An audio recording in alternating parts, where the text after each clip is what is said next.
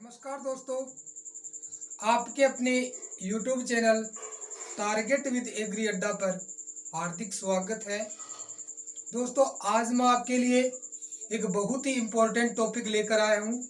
जो भी साथी मित्र REET, CTET, KVS, first grade, second grade शिक्षक भर्ती की तैयारी कर रही हैं, दोस्तों अगर शिक्षक भर्ती की बात करें तो आरटीई 2009 एक बहुत ही महत्वपूर्ण टॉपिक है, जिससे एग्जाम में लगभग 2 से 3 प्रश्न आसानी से पूछे जाते हैं, यानी कि हर बार एग्जाम में पूछे जाते हैं।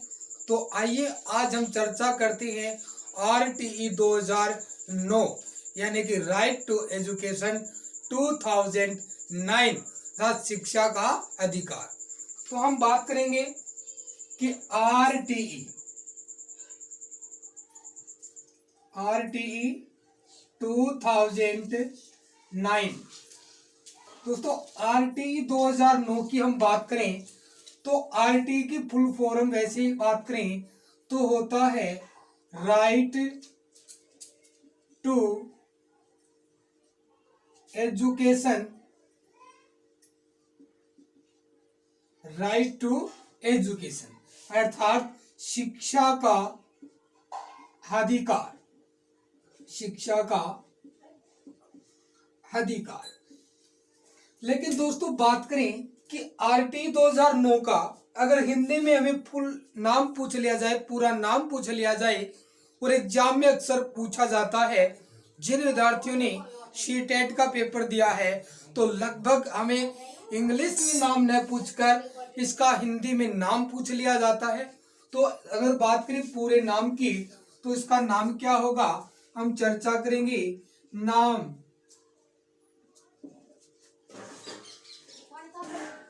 निःशुल्क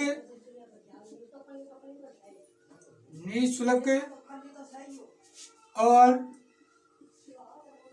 अनिवार्य, निःशुल्क और अनिवार्य बाल शिक्षा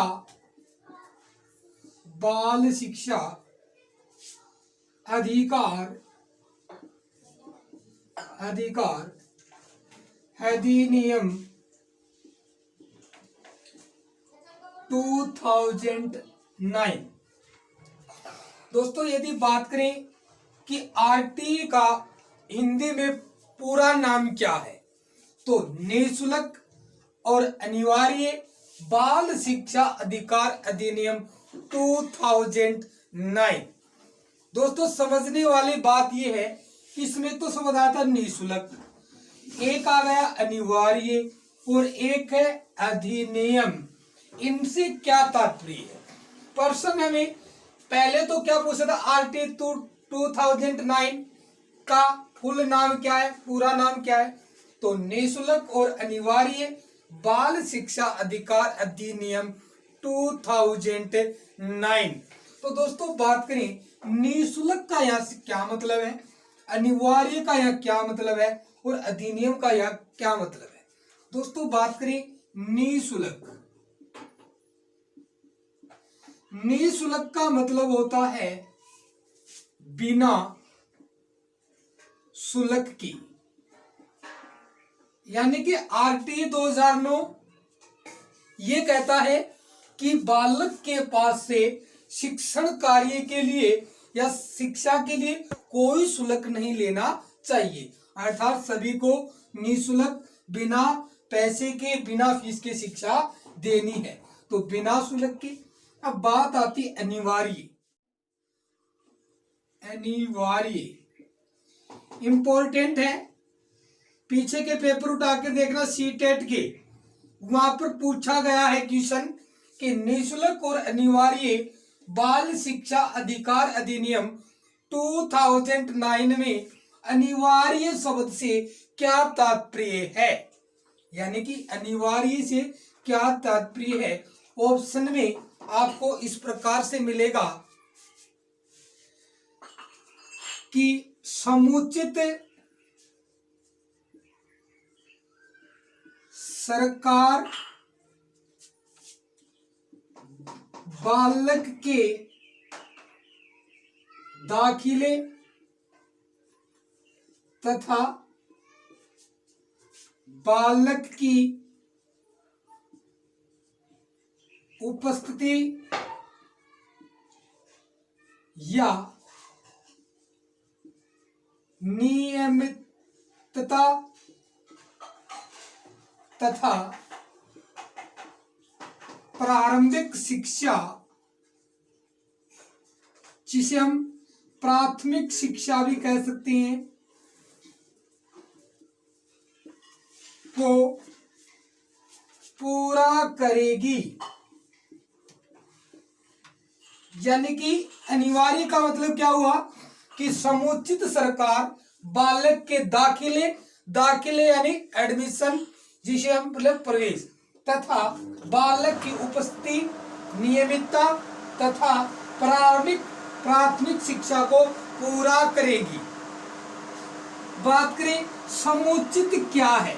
समुचित सरकार का मतलब होता है कि केंद्र पर केंद्र सरकार, राज्य पर राज्य सरकार और स्थानीय स्वशासन की बात करें तो पंचायती राज या नगर परिषद है, वो उस विद्यालय को संसाधन उपलब्ध कराने के काम करेंगे। यदि कोई स्कूल केंद्र सरकार का है, जैसे हम बात करें केवीएस विद्यालय हैं, डीएसएसबी के विद्यालय हैं, जो भी यानी कि केंद्र सरकार के अधीन आते हैं, वो वहां पर जो संसाधन उपलब्ध कराने का काम करेगी, यानी कि वो काम करेगी केंद्र सरकार। यदि कोई विद्यालय है जो राज्य क्षेत्र के अंतर्गत आते हैं, तो उस राज्य से संबंधित जो सरकार होगी वो उसका संसाधनों को जुटाने का काम करेगी।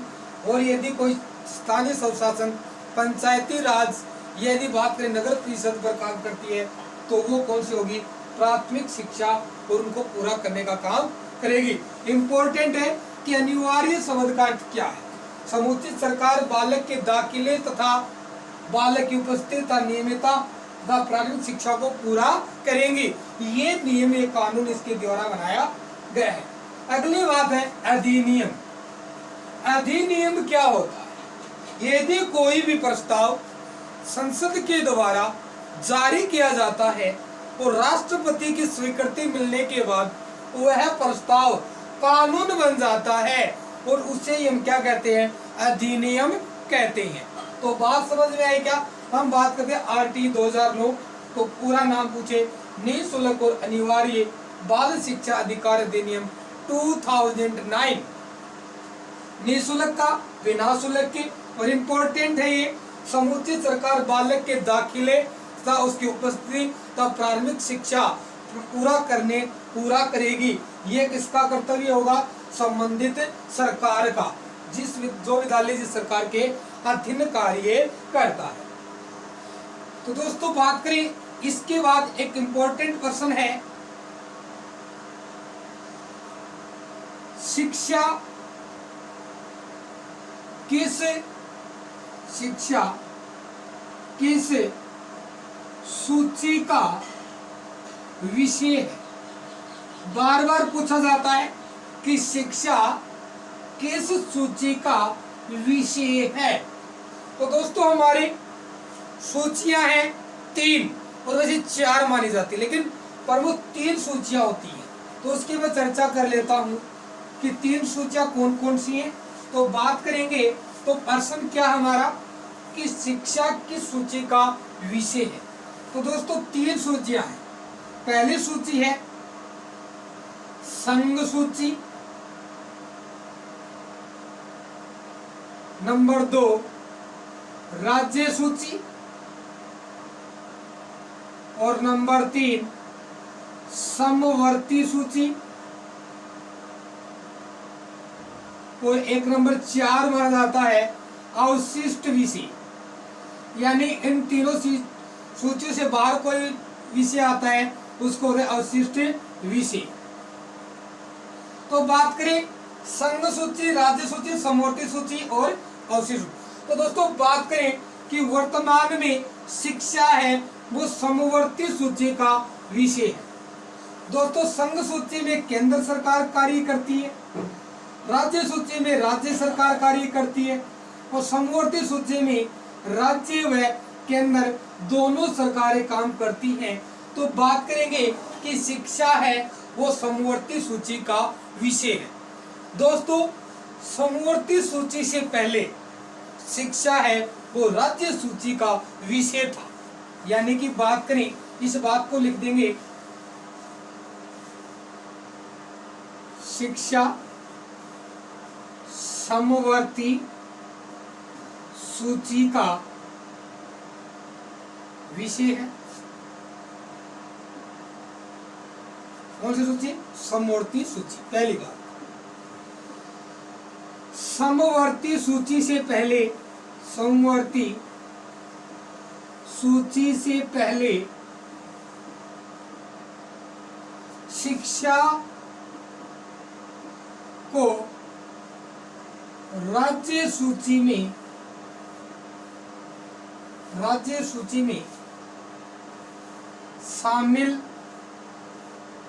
किया गया था।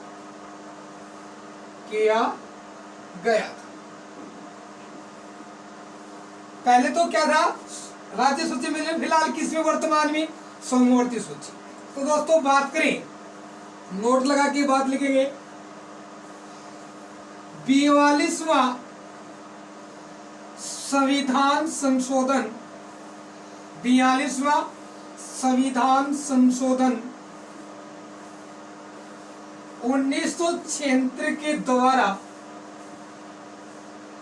42वां संविधान संशोधन 1976 के द्वारा शिक्षा को राज्य सूची से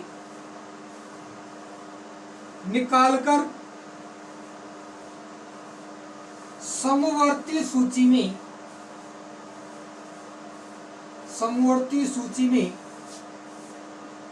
शामिल कर दिया।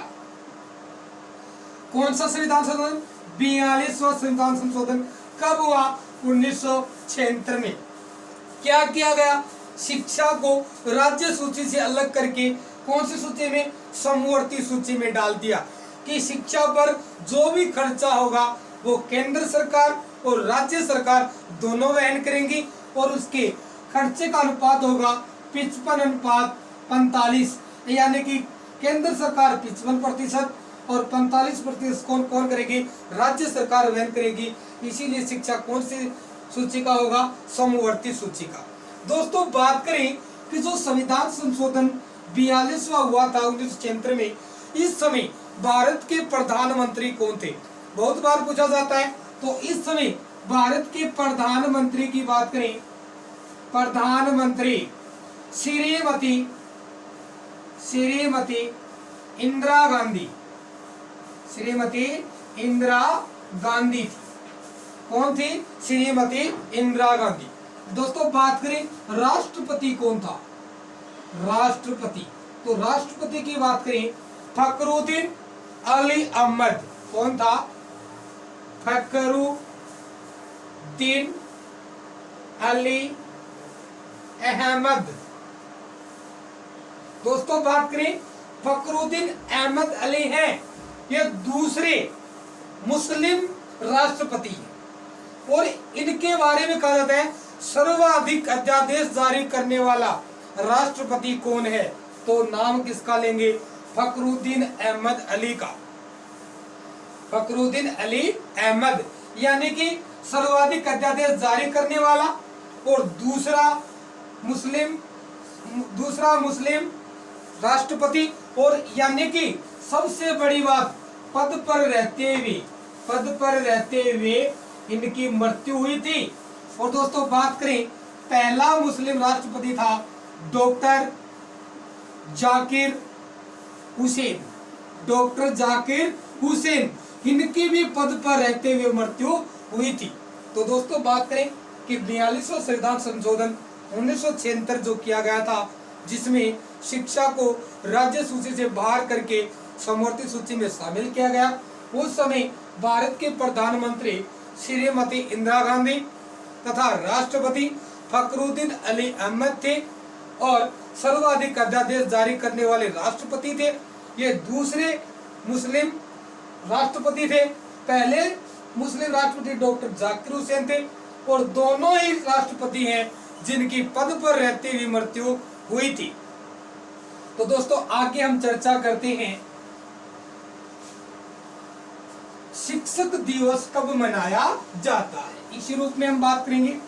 सामान्य बातों को आगे बढ़ाते हुए हम पूरे टॉपिक को कवर करेंगे।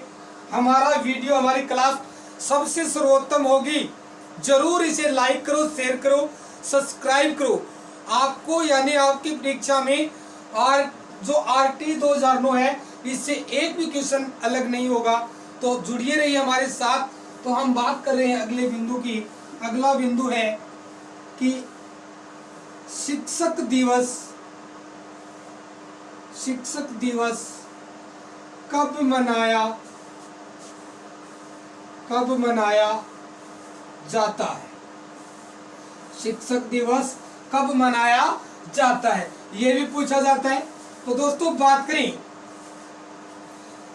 तो भारत में बात करें तो 5 सितंबर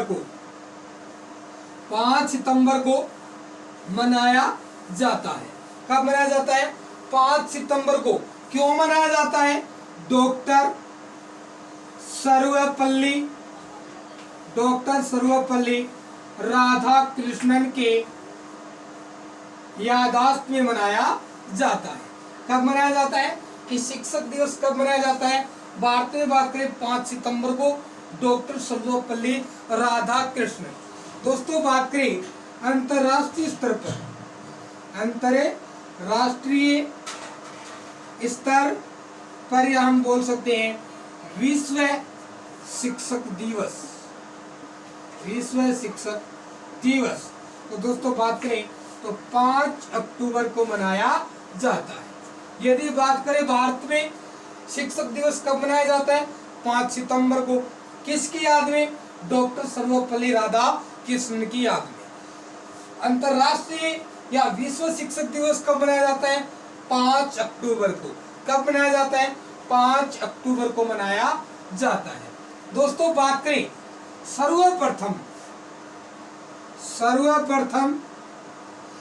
किस देश ने शिक्षक दिवस के रूप में 5 अक्टूबर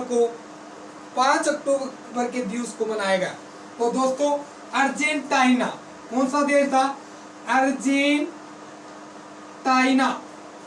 अर्जेंटीना। कब मनाया था? यानी कि 5 अक्टूबर 2008 को। 5 अक्टूबर 2008 को मनाया था। किसने मनाया था? 5 अक्टूबर 1915। 1915 को मनाया था अर्जेंटीना ने। सर्वप्रथम अर्जेंटीना ने 5 अक्टूबर 1915 को यानी विश्व शिक्षक दिवस के रूप में मनाया था। आगे हम बात करते हैं कि भारत में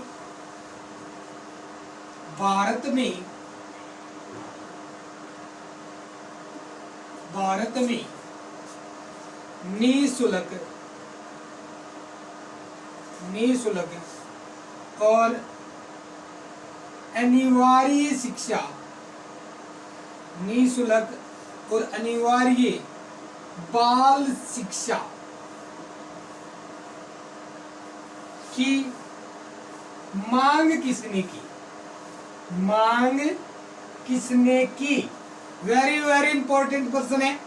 क्वेश्चन क्या कहता है कि भारत में निःशुल्क और अनिवार्य बाल शिक्षा की मांग किसने की थी? तो दोस्तों बात करें किसने की थी? 18 मार्च 1910 ईस्वी को गोपाल कृष्ण गोखले ने मांग की थी। किसने की थी? भारत में निःशुल्क और अनिवार्य बाल शिक्षा की मांग सर्वप्रथम 18 मार्च 1910 ईस्वी को गोपाल कृष्ण गोखले ने की थी। और इस समय ब्रिटिश सरकार ब्रिटिश सरकार शासनाधीन थी और ब्रिटिश सरकार ने इस मांग को अस्वीकृत कर दिया। क्या कर दिया? अस्वीकृत कर दिया, यानी इसको मना कर दिया था। कब? ब्रिटिश सरकार के द्वारा इसको क्या कर दिया? मना कर दिया। तो क्वेश्चन बनता है कि भारत में निःशुल्क और अनिवार्य बाल शिक्षा की मांग किसने की? तो नाम किसका आना चाहिए? 1910 ईस्वी गोपाल कृष्ण गोखले। और उस समय ब्रिटिश सरकार का शासन था, लेकिन उन्होंने इसके लिए उसको मना कर दिया था। दोस्तों आगे हम बात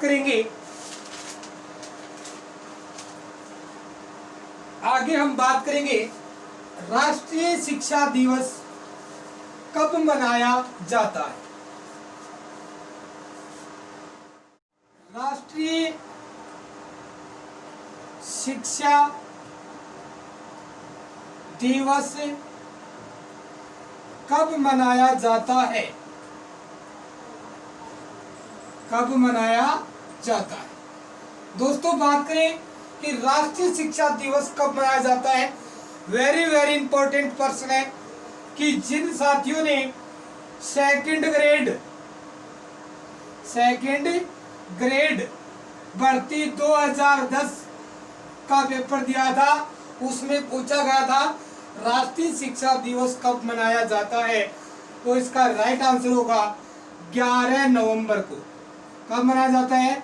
11 नवंबर को मनाया जाता है। दोस्तों बात करें कि प्रथम या बोले पहली बार शिक्षा दिवस कब मनाया गया? कब मनाया गया? तो दोस्तों बात करें प्रथम या पहली बार शिक्षा दिवस मनाया गया था, वो मनाया गया था 11 नवंबर 2008 को मनाया गया था। अब बात यह आती है कि शिक्षा दिवस क्यों मनाया गया था। तो दोस्तों बात करें भारत के प्रथम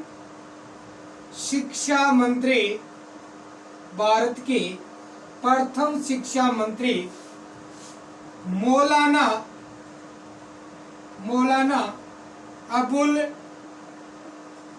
कलाम की याद में मनाया जाता है। यानी कि स्वतंत्र भारत के प्रथम शिक्षा मंत्री। तो स्वतंत्र भारत के लिख सकते हैं यहाँ पे, स्वतंत्र भारत के प्रथम शिक्षा मंत्री मौलाना अबुल कलाम की याद में शिक्षा दिवस मनाया जाता है।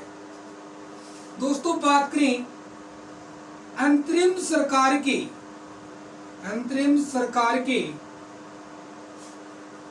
प्रथम शिक्षा मंत्री कौन है? तो ऐसा पूछा जाए तो बात करेंगे सी राजगोपालाचारी। कौन था? सी राजगोपालाचारी, जो अंतरिम सरकार, यानी कब हुई थी अंतरिम सरकार? 2 सितंबर 1946 के समय अंतरिम सरकार का गठन हुआ था और उस समय सी राजगोपालाचारी हैं, वो इसके शिक्षा मंत्री रहे थे। दोस्तों बात करें कि वर्तमान में केंद्र सरकार के पास शिक्षा मंत्री का कोई पद नहीं है। तो दोस्तों बात करें तो वर्तमान में शिक्षा कार्य प्रणाली का काम कौन करता है? केंद्र सरकार पर। तो दोस्तों बात करें एक संस्था है MHRD, मानव संसाधन विकास मंत्रालय, और उसी के अधीन शिक्षा की कार्य प्रणाली को संचालित किया जाता है, यानी कि मानव संसाधन विकास मंत्रालय। और दोस्तों हम बात करेंगे कि आगे हम MHRD की स्थापना कब हुई है और उसके बारे में हम चर्चा करेंगे। तो भारत के प्रथम शिक्षा मंत्री कौन है? मौलाना अबुल कलाम। उनकी याद में 11 नवंबर को क्या मनाया जाता है? शिक्षा दिवस मनाया जाता है। अंतरिम सरकार के पहले शिक्षा मंत्री कौन? सी राजगोपालाचारी। तो दोस्तों बात करें तो वर्तमान में शिक्षा मंत्री का केंद्र में कोई पद नहीं है, कोई पद नहीं है। इसलिए शिक्षा विभाग संबंधित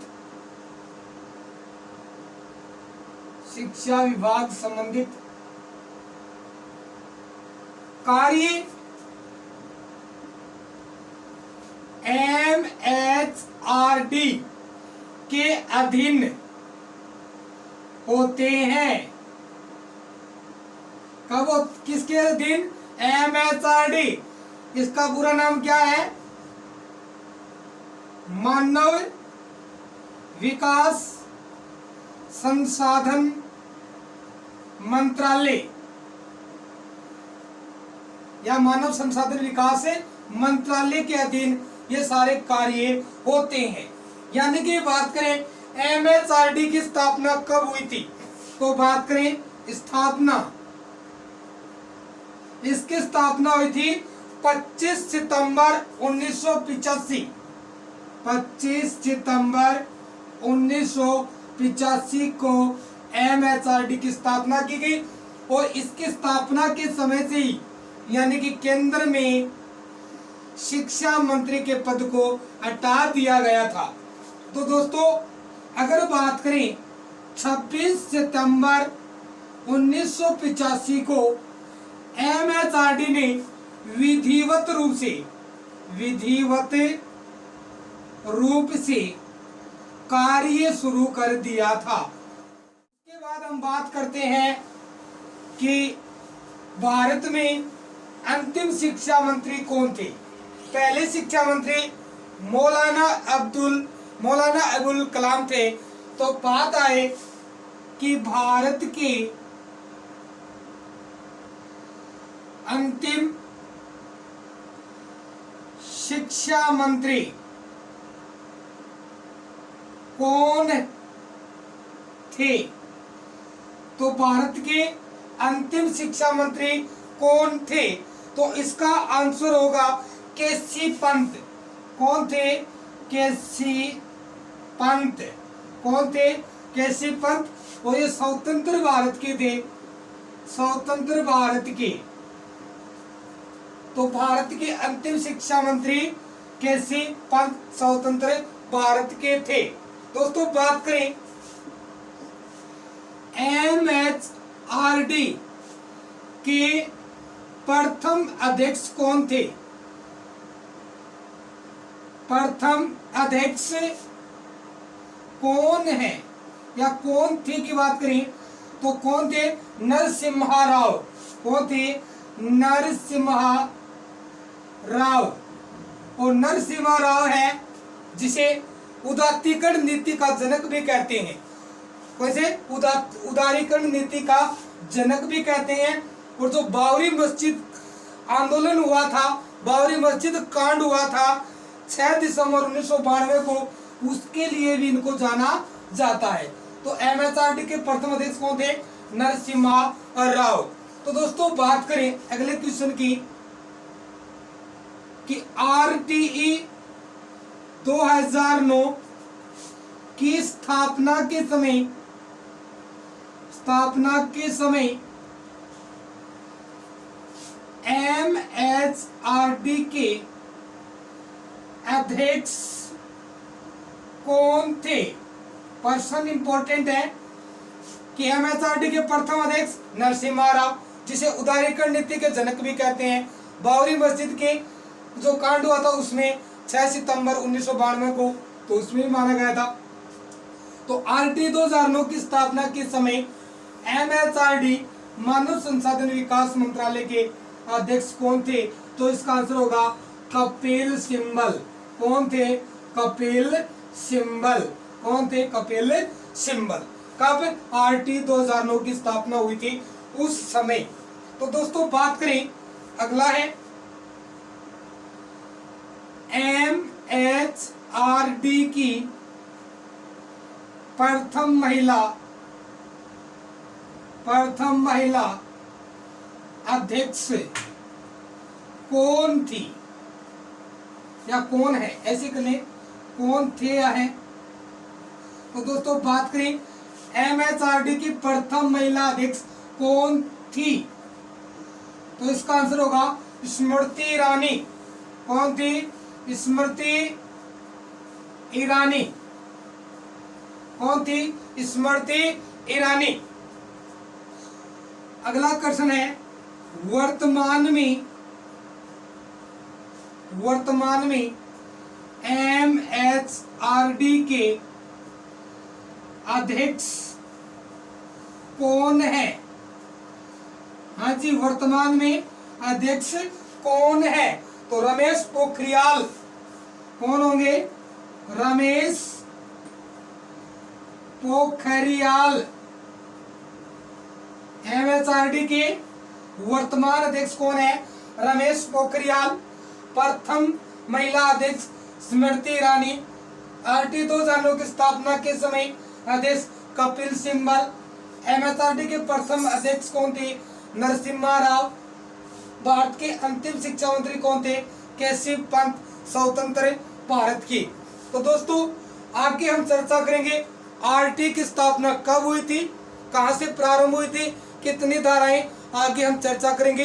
तो वीडियो को लाइक करें, शेयर करें, सब्सक्राइब करें और हम एक एक बिंदु को RT 2009 के इस टॉपिक में समाहित करेंगे। Thank you, all the best.